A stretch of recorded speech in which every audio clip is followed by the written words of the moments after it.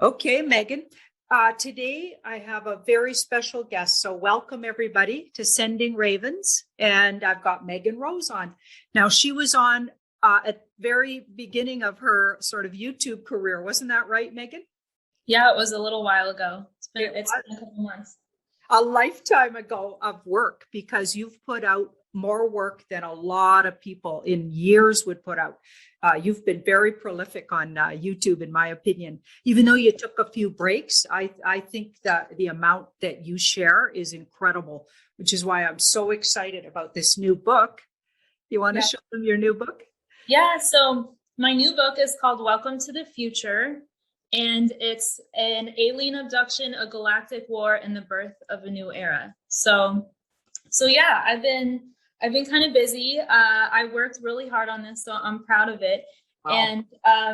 And yeah, so it's about my story, my abduction stories, and the war, the alien, the extraterrestrial war on planet Earth, and then the new advanced technology that's being released and the ends of the war. So it's exciting, yeah. Wow. Okay, so I've ordered one of those books and I can't wait. It hasn't come yet. So I'm going blind in here. I do know your work, generally speaking, but I haven't read the book. So that's disclosure. I haven't read the book, but I want Megan to tell us. So Megan, what sort of inspired you to do the work? I wrote the book. I dedicated the book to the children, all of the children who've been abused that we all know about, all the little people who've been, mistreated on our planet. So I wrote the book for them because we're all those children, but I am one of them too, because I was abducted at ages 5 years old and age 9, and so yeah, by aliens, by extraterrestrials. Goodness, do you care to give us a brief of that, or do people to read it in the book, or is it in the book? It's in the book. I'll actually show you. When I was 5 years old, I was abducted by these guys. These are part of the invasion on planet Earth. Ooh. They're called the Mitra, and some people would know them as tall gray aliens. Oh. And they're skinny. They have long faces, and they're from the Orion Nebula, and they came and they invaded planet Earth. And they do that. They're interested in Earth mainly because of our genetics, where like the human race is like a melting pot of all these alien races. So our genetics are really valuable to them. And using children for certain purposes, for experiments and hybridization, is an interest of theirs. So they abducted me. They have little worker bees. The tall grays have little worker bees from Zeta Reticuli, who are small gray aliens. And those ones, they're all connected to a hive. They're artificial intelligence, and they all get instructions from a mother hive or like a supercomputer. And so, but they abducted me when I was 5 years old.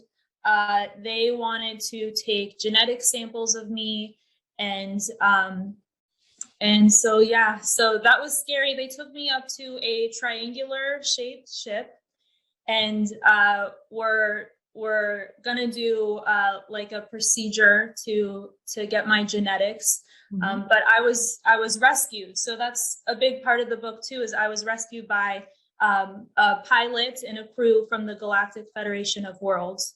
And those are we would know them kind of like down here as Pleiadians. But they're tall Nordic aliens, some from the Pleiades, some from other star systems, but tall Nordic aliens. And I was rescued by a commander who I've kept in touch with. His name is Valnik. So he works for the Galactic Federation of Worlds. And I was rescued, and they took me back to their ship and made sure I was okay and erased my memory and took me back. But the second time I was abducted was worse. It was by reptilians, which I drew a picture of too. And a lot of this too, it's the reptilian. Wow. Yeah. And so a lot of us know them as like, you know, shapeshifters. And I think like a lot of people are pretty familiar. They've been doing a good job making people believe that's a conspiracy theory, that they don't exist. Of course. Yeah. But those, yeah, of course. But those are the aliens who are really interested in using us as, you know, like some people eat steak. They tend to use humans for those types of things. But rituals and stuff like that. And so they abducted me, and I was taken to one of a long cylinder ship, and they were going to this reptilian. They have psychic abilities, really strong psychic abilities, and they can invade the mind of their prey, and they project fear into the mind. So this reptilian linked with me and kind of invaded my mind, and I began to understand that he was going to take me through a portal to Mars to be a super soldier. And they have secret space programs they've been cleared. Mars has been liberated, but they've had secret space programs on Mars, and they abduct children at a young age and train them, especially the children with psychic abilities, because they can traumatize them enough to make a weapon out of them and create alters to do different, it's MK Ultra, to do different jobs and be a soldier. Yeah. So, but I was rescued by the same crew again, by Valnek and his crew. And so, yeah, that's the best part of the abduction. Wow. Yeah. So this Valnek, am I saying his name right? Valnek? Yeah. Valnek, like your neck. Yeah. Okay. Valnek, keeps in touch with you. A lot of your intel comes from Valnek, doesn't it? Yeah. Yeah. So I have, you know, psychic abilities. I have my mediumship business and stuff like that. But how I communicate with him is through an implant. And it's not artificial intelligence or anything like that. It's technology from the Galactic Federation of Worlds, which I talk about in the book, how I was taken onto a ship, a Galactic Federation ship in 2019, and they placed my implant to communicate with Valnek for protection, and also so that we could disclose information in the book. And you don't need an implant to use telepathy, but so that the enemy can't intercept you, it was necessary. But it's tuned to a, you know, negative ETs use implants as well, but not really for communication with humans, like telepathy back and forth.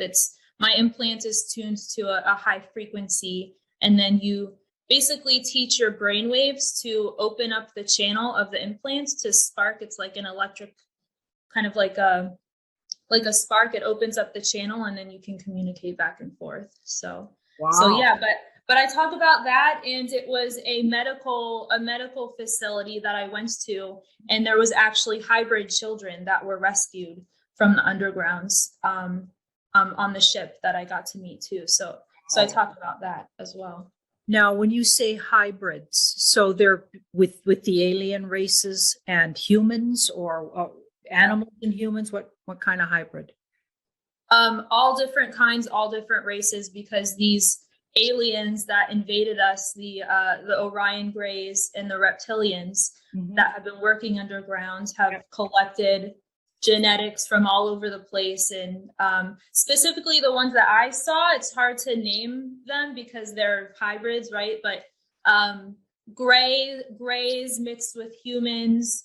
And also, I'm not quite sure the race, but little blue kids with blue skin, all different kinds of children in pods too, because some of them have never even left the pod, like these vertical stasis pods, and seen the light of day. So all different kinds, but humans mixed with aliens. Yeah. And did you see what they were doing with those hybrids? Were they loose and running about, some of them? Are you saying some are in pods, or were they like enslaved, mind controlled? What was going on with the hybrids?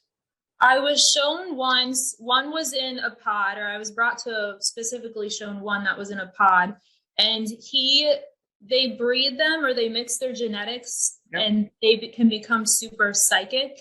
Mhm. And so they'll do this to create an army of psychic kids and stuff like that and use them for different purposes. But this one had, they thought might have had really psychic abilities, and he was left in the pod.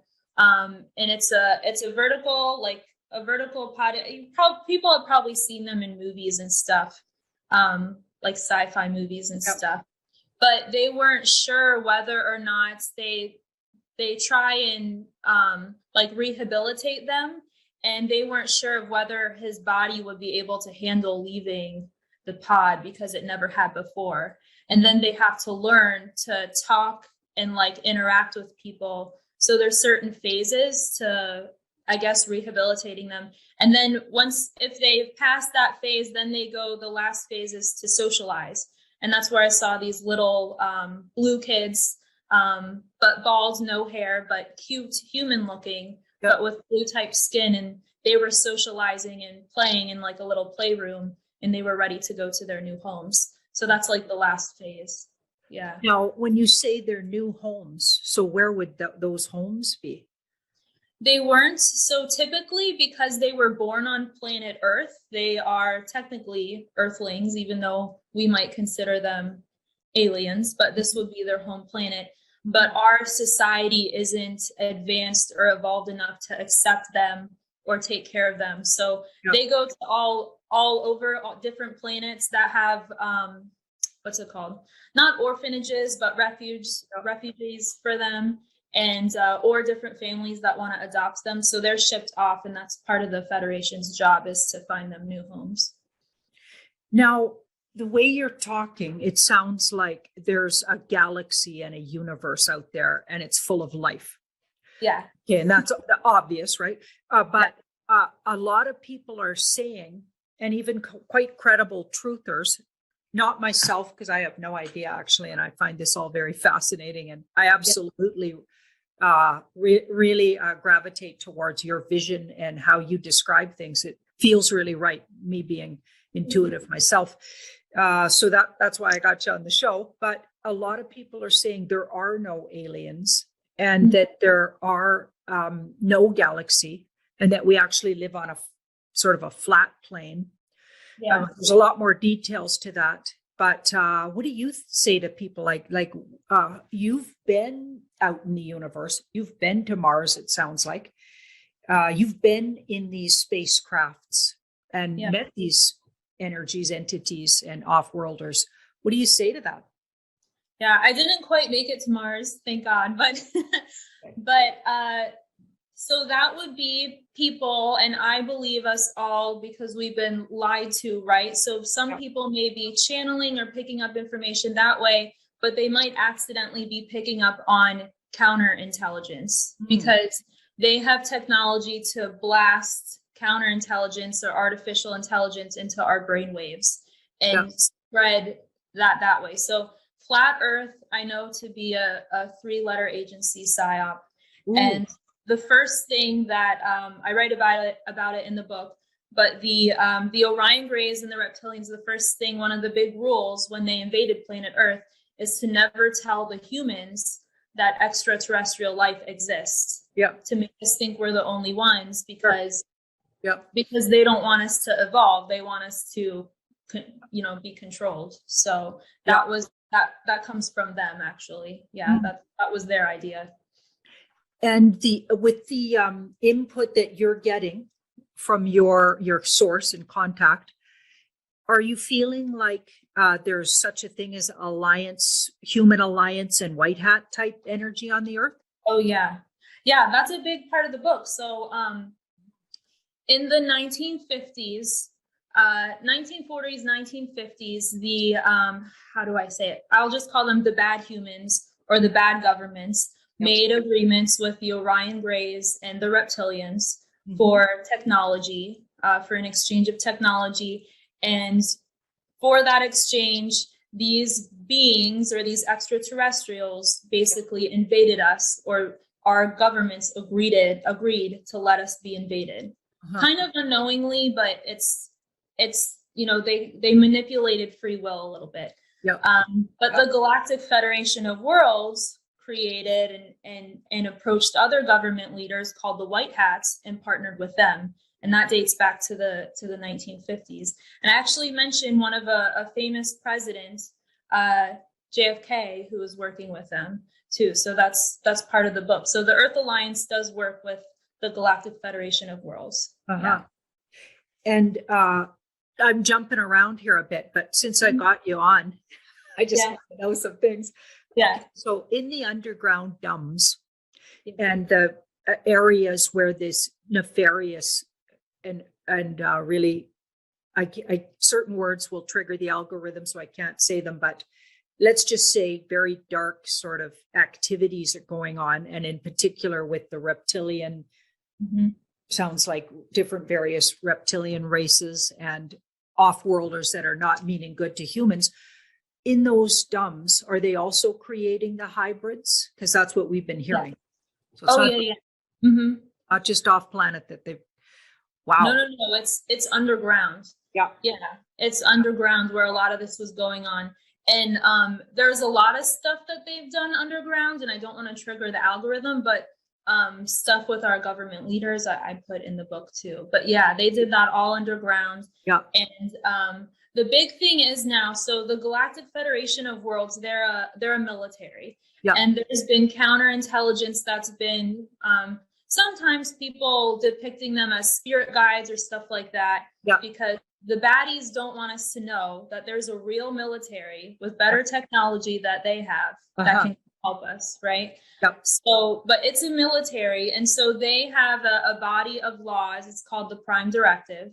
And so normally they don't interfere with an evolving society, but because we were invaded, they work for balance. And so they have a duty to help us since we don't have the technology to defeat them. And there's more aliens. There's the Andromedan Council, who come from the Andromedan galaxy, and they are tall. They're called the Zene, and they're blue, tall, humanoid looking. They have quantum technology. They predicted that had the Galactic Federation of Worlds not intervened, there would be this. It would be bad for the whole galaxy, basically. It would be overrun by these bad guys. Yeah. So they have quantum technology that help assisted the movements, the letter 17 that I talked about in the book as well. So we had help from them too as well with their quantum technology. So yeah. That is fascinating, because when I first started hearing about the 17th letter of the alphabet group, right away, intuitively, I knew they were working for the good and not just a psyop, although there may have been periods of time when it was maybe interfered with, apparently. Okay, but we don't know that. I don't know that for sure myself. But right away, when I first did my initial readings on that group, I got it was a group, and there were a lot of off-worlders helping with it. So I don't have all the names, like you're able to say the names, and that's exactly that's what we need. We need to fill in all that gap of information. But I was getting the feeling that it was both humans in particular, maybe ex-military, ex-leaders, maybe even, people that were trained in military, very high up ranking military type activities. That was the feeling I got. So does that make sense too? Yeah, totally. That's exactly right. Yeah. So I was getting as usual. Fascinating. Okay. Wow. It's so fun to collaborate with somebody who's got like direct intel for this. I'm finding it fascinating. And it's so good of you to share all your experiences, because it can't have been easy. Do you feel safe now? Like having been abducted, it sounds like at least twice? Yeah, well, I mean, the war is over. The malevolent ETs have been kicked off. That was the Federation's job. Their job was to kick the bad guys, the bad extraterrestrials off. And then we still have the bad humans, the black hats and the white hats, right? So now it's the humans' job to basically take our planet back. They can't interfere with the humans. Yeah, I feel safe. It's, there's a period of time where I couldn't share, what I went through, but now I feel like it's time now. So yeah, but it is scary. I mean, it is like, oh shoot, it is a little nerve-wracking sometimes, but yeah. Yeah.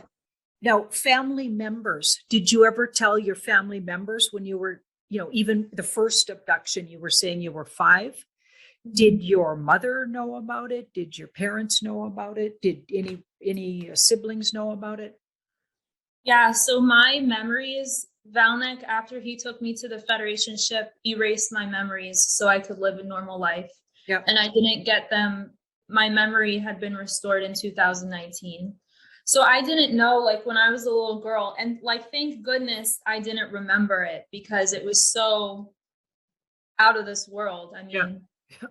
But I definitely had phobias. Like, I didn't sleep for years, or I refused to go to sleep because I associated that with being taken. And I definitely, when I was abducted, like, the little grays, for some reason, as soon as they touch you, like, your body is frozen and you can't move. So I always had to sleep with like all my limbs under a blanket. And I didn't like going to the doctors and laying on like a table, because that's where they put me on the ship. They laid me on a table and I couldn't move. So I had phobias, and I had memories of, I still had memories when the reptilian, and this is important actually, when the reptilian invaded my mind, he tried to get me to consent to the abduction. And if you consent, then you can't be rescued. Yeah. So he invaded my mind, and he showed me pictures of my family, my mom being chopped up, and saying, if you don't say yes, then your mom's going to die, or I'm going to kill your whole family. Wow. And I never said yes. Yeah. And, but I had memories, like brief memories of what I thought were bad dreams of that happening. Ooh, okay. Wow. That is fast. Now, when you did get these memories back, it sounds to me like it was just in time for this whole, like, people needed to hear these things. Yeah. People needed to have this out there. So I wonder if that was on purpose, that they allowed you to have the memories, or do you think that was just a natural thing, something triggered it? I think I was allowed to have them back. Yeah, I think it was fine. Yeah, I was getting that too, because now, because you're on the scene, it's helping a lot of people understand. It's time to know these things. Yeah, really? Because they torture little kids is what they do, and I talk about how the bad humans had taken on their practices too, and a large amount of the little people is to help the extraterrestrials too. So I kind of explained that a bit. Right. So they're shopping them off planet to this bunch. Right. And apparently what I heard, you can probably tell me if I'm on the right track here, but I heard that, I think it was in Eisenhower's time, but it could have been sooner. There was a big agreement with the US government and these bad aliens that they'd leave everybody alone, general population, if they were allowed to hunt here a certain amount of humans. Yeah. And I believe Eisenhower was tricked into that somehow, supposedly. Yeah. Oh yeah, that's totally correct. Eisenhower did not want to sign with the Orion Greys. He didn't. He didn't want to, but his cabinet members in the military-industrial complex signed behind his back and made those agreements. It's called the Greada Treaty. And I wrote about that in the book. But Eisenhower made friends with a man that was sent from the Galactic Federation of Worlds named Val Thor.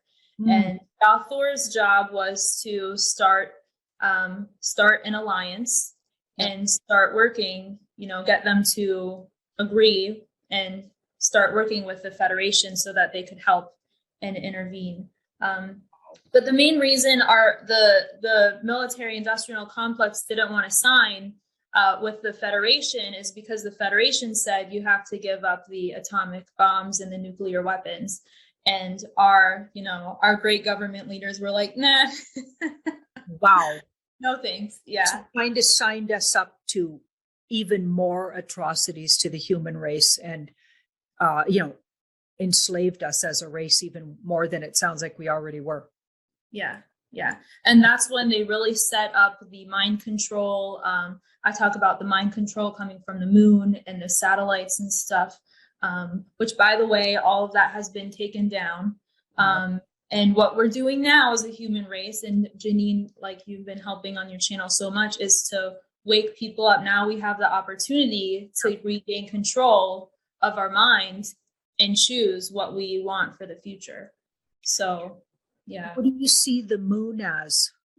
What's your vision of what the moon is? Is some people are saying it's plasma, other people are saying, I actually get it's concrete enough to go there, but Yeah. I get it as just a barren rock. Certainly not. I get it as it's being utilized for things that might have even been built and placed there. Now, what are your vision of that?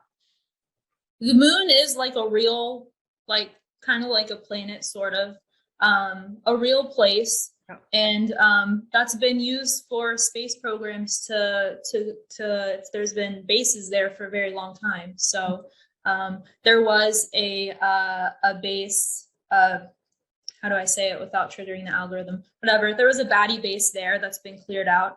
And now the US is in charge of at least two, I think there's multiple bases, but at least two bases there where they're training, the Federation is training our military, the Space Command, the Space Force, to fight. And we're producing a Starfleet with advanced technology to defend the planet. So we've never had like an organized space military to help defend the planet from these bad guys, right? So that's what a lot of what they're doing on the moon, and actually in Antarctica too. They're manufacturing advanced spacecraft. Wow. Tell me more about Antarctica, because I just did a show on that today on Tarot by Janine. Yeah, I almost had time to watch it before we popped on. So there's reptilians made agreements with Germans around World War II, and they had bases there, and those bases have been handed over to the Alliance, and they're now being used as places to train the military and produce these advanced spacecraft. It's higher density technology. So the Federation is helping us. They're giving us plans so that the humans can manufacture this technology. And it's higher density technology, which will, help defend us. It's more advanced than the Greys and the reptilians have. So, wow. Now, I was getting that there was some kind of an odd sort of fountain of youth type, like technology. I don't know if I got it as natural. I actually got it as like a hot spring area. That people are really, like, various groups are really protective of and want to use it. And it's like a fountain of youth. Does that make any sense to anything you've ever heard?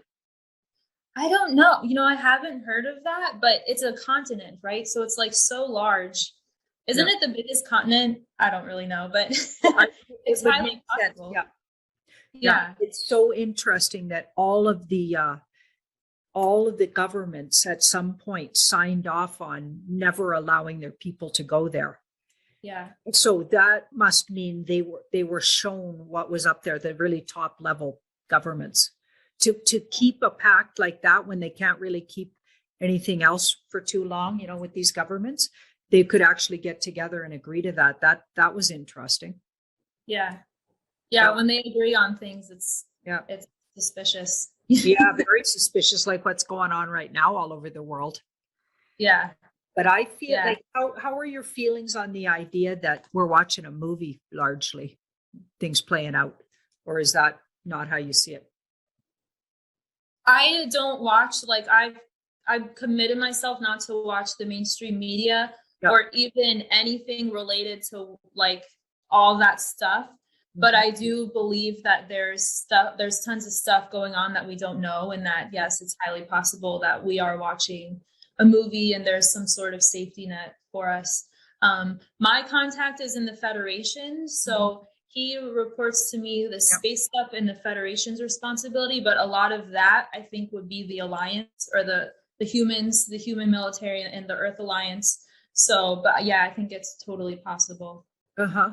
Do you feel like there's a chance there's going to be a big reveal where we get to meet some of these off-worlders, hopefully the good ones?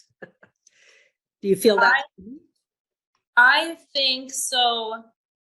I don't know if there's going to be a big reveal. I think it will happen. Actually, Valnick did tell me it will happen slowly over time because there's so many people. They don't want to cause people to be afraid. Yeah. So I think it will be slowly over time, but I don't think it's going to be like more than 10 years or 20 years or anything like that. Uh-huh. Yeah.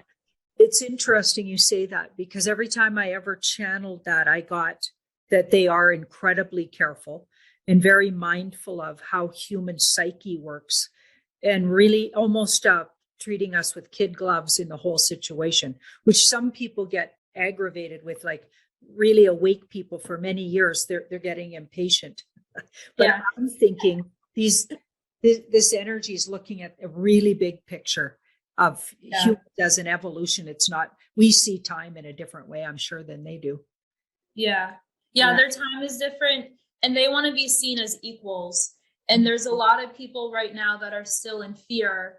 And should they present them to everyone? They have kind of a higher energy field, and might be a need for them to be viewed as a savior, or that's why I want to reiterate the Galactic Federation of Worlds is a military. They're not as spirit guides. They're like real people like us, so they don't have time to channel tons of messages of spiritual enlightenment and stuff like that. Although they are spiritually advanced. But I know it will happen slowly over time, although I know a lot of us would like them to just, pop out. Yeah, exactly.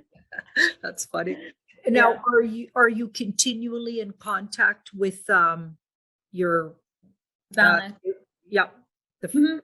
Would you call him a fellow, or is he a sort of a non-sex? You know what I mean? Would you say he's male? Oh no, he's male. They are, so I'll just describe him. He's on the front of the book. So this isn't an exact picture of him because I didn't take a picture and put it on here, but this is what he looks like. Yeah. And he's blonde and he's very tall, like around almost 7 feet tall, muscular, looks human like us. And then just the only difference is probably his eyes are a bit wider and they're blue. Dark blue. So, and would you say there's a lot of people on the earth who are, like you were saying, that there's a lot of mixed people here? So from all over the galaxy, it sounded like. Yeah. With lots of bloodlines. Yeah. I wonder if when the general population is going to get let in on that, because that's something I feel like could really be helpful going forward when we eventually do meet the off-worlders, if we know we're actually all mixed ourselves. Yeah. Humans, like the reason why they're so interested in us is because we're so powerful. Because we've been recolonized and colonized and mixed with different DNA. It's like a genetic melting pot. It's like the gold at the end of the rainbow. We just haven't realized it, Like, wouldn't you agree we all have psychic, intuitive abilities, Oh, yeah. Yeah. I agree. I always, in my messages, I'm trying to remind people how magical and powerful they are. Yeah. And when I say magical, I mean, like, we have so much mental potential to use our minds to create. Yeah. We create our destiny as we go. And I think we're just waking up to that. It's been dumbed out of us with the food manipulation, the weather manipulation, the government manipulation, all the organized religion. It's all like that was all a plan, obviously. What we call the dark hats. I mean, the bigger entities behind those human sort of minions, or it goes way deeper. I mean, it's going into these reptilian races, it sounds like. And the baddies, off-planet baddies, they're like group. Like it seems like they're utilizing some of these people that are usable down here, and they've become our government. So they've placed over, I think, hundreds of years, placed people in all these high places, and of course, then there's the royal families. I mean, we have accounts of Queen Elizabeth and Prince Philip shape shifting into their reptilian forms, Yeah. doing exactly what you were saying the reptilians like to do to the small ones. So it's like, oh my goodness, like when this all comes out to the general population, it'll be absolutely devastating. So I understand why they're being so careful. Yeah. Yeah. And it can be scary to a lot of people too, Yeah. It can be really scary. But their original, what they wanted to do, like in the past couple years, was to start to completely enslave our minds. Yeah. And they had satellites that were put in place. There's a race from the Zeta Reticuli system that were completely enslaved, and how they did that was change their genetics, and they have to add reptilian genetics. So when we talk about taking medications to change our DNA and then activating a satellite, it activates a consciousness that is connected to a hive consciousness in Orion. So you're talking about getting these. Right. Oh my goodness. Yeah. The demonic plan. Yeah. We're not far off what we're getting. Hey. Yeah. No. When we look into it, I mean, we're describing it slightly differently, but it sounds like we're talking about the same thing. Yeah, I think so. Yeah. Wow. But it's our job. They have no power anymore. Their military is gone. They have no power. Okay. So it's our job to step up and say, no. Just say no to those minions that are left. Yeah, exactly. And I think really Australia is showing the way for that lately. Like just even last night, really late, I got somebody sent me a video where it sounds like they're going to be able to stop that Dan fellow, who'd be one of the biggest. Like apparently somebody got up close and personal with him. I won't say his last name, but people can look up who's Dan that everybody can't stand in Australia. You'll find him. Duck, go that. Yeah. And apparently he's not human. So this totally regular guy gets a real up close of him. And he said, that guy isn't human. And his video went viral. I still see it everywhere. He says, no, he thinks the person was AI is how he described it. So it sounds to me like they got in that guy's head and took out whatever humanness was in there and replaced it with something else. Oh yeah. Yeah. I talk about that. I'm trying to be like careful because we're going to post it on YouTube, but I talk about that in the book. Yeah. And I have a friend who lives in Australia who gives me updates, and she said that a lot of people have stood up and are banding together. So it's nice to see, it's like inspiring to see. So we're going to all have to learn that if things keep going and if the ship doesn't get turned around. I keep getting a breakthrough here sometime in this month or early December, but I'm hoping it's this month because I think, truther community and everybody's that's been on this path for the last couple of years since the first lockdown, when a lot of people woke up right on that. I feel like it's time for us to have a little bit of a show. Yeah. But of course you can't demand that in a warlike situation. I get that, but it would just really help the morale. So I'm visualizing as some kind of a big domino fall this month. Yeah. I mean, I hope so too. There's a thought that I was having before we popped on about the 10 days of darkness. Mm-hmm. And I think a lot of us have thought it was going to be media blackouts. Yeah. But what I think, this is my opinion, is there's a association that starts with an I and ends with an I to illuminate, to turn the light on, if you know what I'm saying. Right. What happens when you turn the light off? Yeah. That's how I perceived it. Wonderful. So it's going to be their light that goes out. Right. They're going to get the darkness. Actually, a lot of truthers are saying that now too. Apparently, that's the new idea of what that means. So yeah, you're right on. Yeah. Interesting. So much fun coming from all of these different, like I'm using tarot. You actually have a contact in the outer realms. So that's fascinating, and some personal experience with actually being abducted. I mean, it must have been absolutely scary, but at the same time, without that experience, you couldn't be able to, like, it's almost like they chose you or the universe, your soul might have chose that experience. So you could come on here and be a teacher for us. Like, we need people who can tell us what the heck's going on. You know what I mean? Otherwise we'd still be in the dark. Can you imagine if 17th letter of the alphabet never started posting, you know? I'm sure a lot of that was information given to them and or co-created with these off-worlders that you're talking about, the good ones. Like, yeah, it was. And it was, they use the quantum technology to prove to us, you know, because we think they're predicting the future, kind of, when you notice certain things happen. It's kind of funny like that.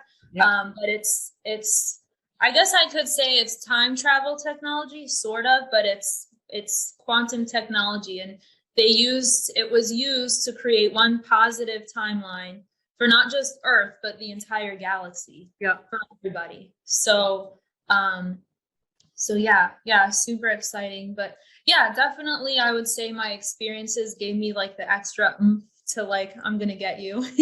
Good for you. You know, I feel like I came to it slightly differently. I don't think, I don't know for sure if I was ever met any off-worlders, but not to any memories I have. I did have an experience with craft for a whole night where I lost a whole night staring at these craft. It started out and they doing all these strange motions right above me on this beach in the 𝐁𝐢𝐠. wow. That was in 91, or it could have been 92, actually, 1992. And a night went by and I didn't know what happened, but I was standing there in the early AM and couldn't remember anything but I wasn't tired. It was weird. So I'd been standing there all night, according to what I thought, right? And watching these things. And I remembered seeing them, but I didn't remember anything that happened other than staring up at the sky. So I must have been staring up at the sky for 8 or 10 hours, but I don't know what happened, right? But I actually have a very sort of, you know, not necessarily red-pilled, but my partner at the time, who I had my daughter with, saw the very same thing, and we still talk about it. Like, we saw that was real. There was a huge formation, and I've never seen anything like that myself since. But I came to the whole truth or movement and wanting to get the truth out a little different. I have memories of past lives being in tunnels and all that kind of abuse that goes along with that. And if you look at my birth chart, it would tell you the same. Like, if I enslaved lifetimes, but not this lifetime, thank goodness. Yeah. Wow. I wonder if they were benevolent. The aliens in the formation. That's super interesting. It felt really good. Okay. Yeah. So like in the morning, I felt revitalized. And my tarot readings got a lot better after that. So I was already reading tarot, and my tarot readings got a lot better. And I did a quantum leap on getting really good at pinning down details. So my clientele grew and I was much more successful. And I really needed it then too. And I remember calling out to the universe to please show me, is this the path? I was reading cards, and I was quite... we were very poor, let's just say. Yeah. Living in a shack with no electricity. It was awesome. Don't get me wrong. It was the most beautiful place in the world, the 𝐁𝐻𝐿. And I was right on the beach, $1 million view. But maybe we were taking in about $350 a month, you know, between the two of us. And, you know, but there was a lot of beauty to that lifestyle. But I was struggling. And all of a sudden, the struggle seemed to get easier and easier. And my clientele just doubled and tripled and and from then on, things just, as far as clientele and the work I was doing, it just really went well after that. And I got better at my craft. So as far as I'm concerned, something good happened there. Yeah, I was going to ask you, because a lot of people, after they have contacted their psychic abilities, like, you know, really, because I was actually a critical care nurse. And then when they activated my implants and my memories came back, that's when my psychic abilities really, like, I mean, I had them my whole life, but that's when I really like started to do it for a living. And so that's interesting. We have that in common then. Wow. So when you got activated, as you call it, was it fearful for you, or did it feel natural? Oh, no, I wasn't afraid at all. And like I say, activated, but, my memories came back and I remembered, why I was here. I was here to help humanity.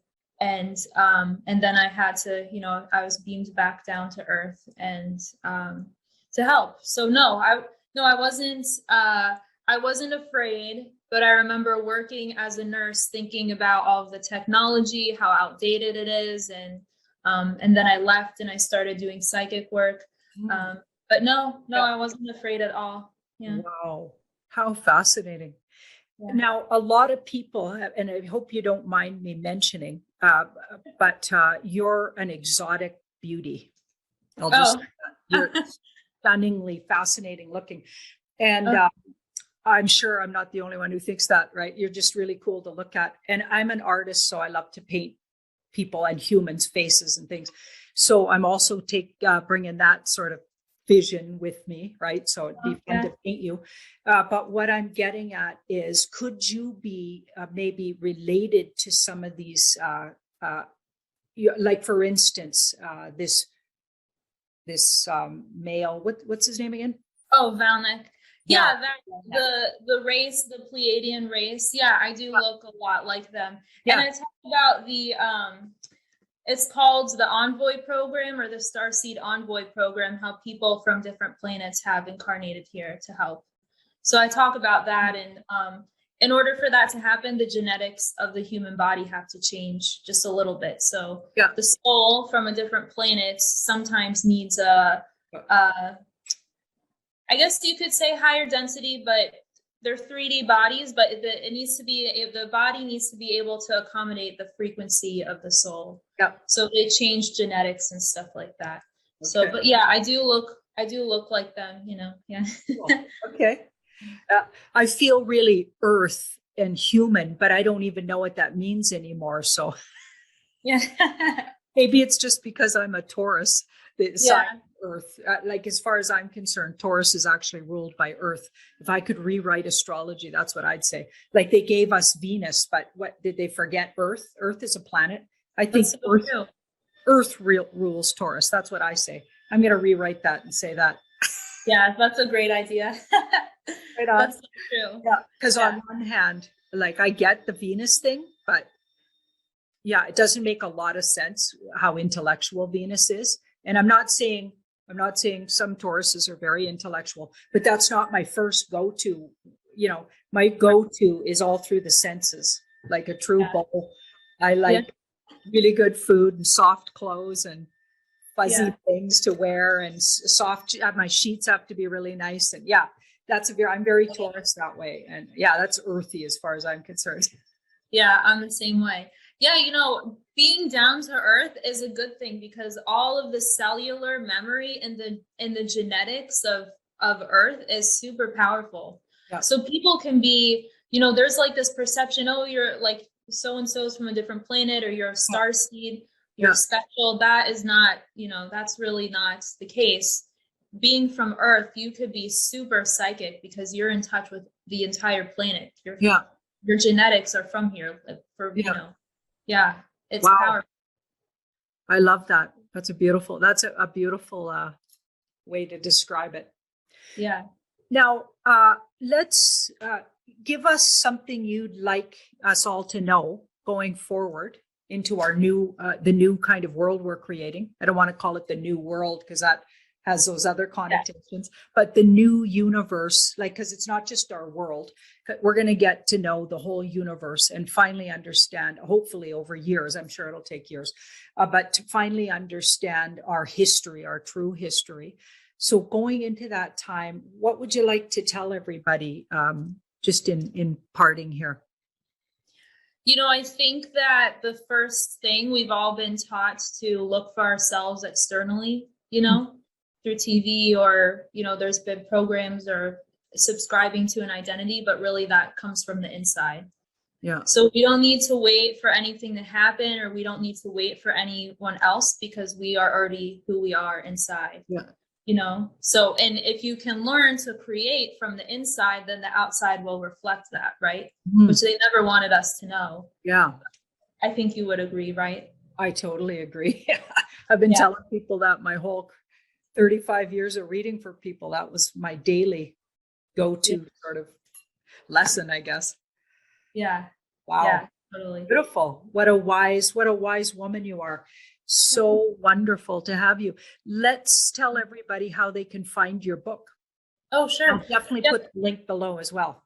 Yes, thank you. So right now it's on Amazon, and it's on Amazon. I'm trying to get it on Barnes and Noble, so it should be on there soon. And I'm also having it translated for people too, so different languages, so everyone can read it. But right now it's just on Amazon, and it's called Welcome to the Future. So, or the link meganrosemedium.com is also on my website. Okay, good. So you'll send me the link so I can put them below the video. Yes, totally. Awesome. Wow. Thank you so much, Megan. It was absolutely wonderful. And I'm so glad you reached out and let me interview you about your book. It's so exciting. Yeah, thank you. I had a great time. Right on. And thank you, everybody viewing and all my audience. And if you haven't liked and shared the video and subscribed, do that too. Bye-bye. Bye, Megan.